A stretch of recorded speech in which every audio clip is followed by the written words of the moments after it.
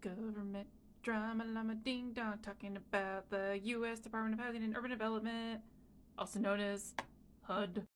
And good gracious, I'm going to have to make multiple videos about this agency because the amount of scandals and mismanagement is ridiculous.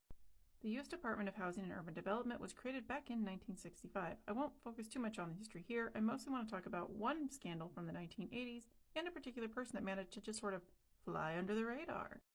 As it does with many things in government, most roads lead back to Reagan because of course it does.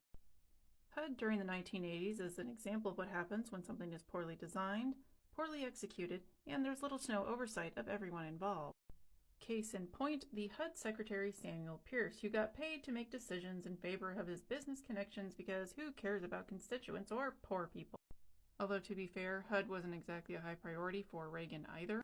The particular scandal I want to discuss in this video surrounds the HUD FHA 223F coinsurance. Essentially, this was a privatization effort and a way to refinance or purchase apartment buildings.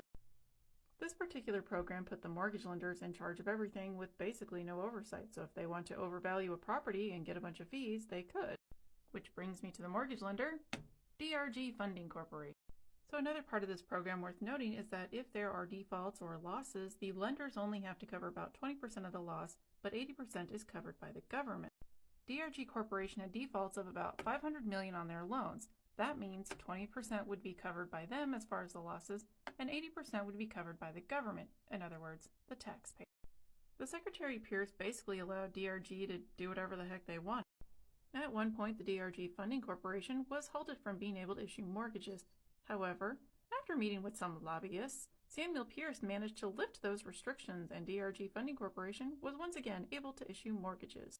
Some of the people that worked with Secretary Pierce were charged for things like fraud and whatnot, but somehow Pierce managed to get off scot-free. So, basically no consequences for him. It's ridiculous is what it is.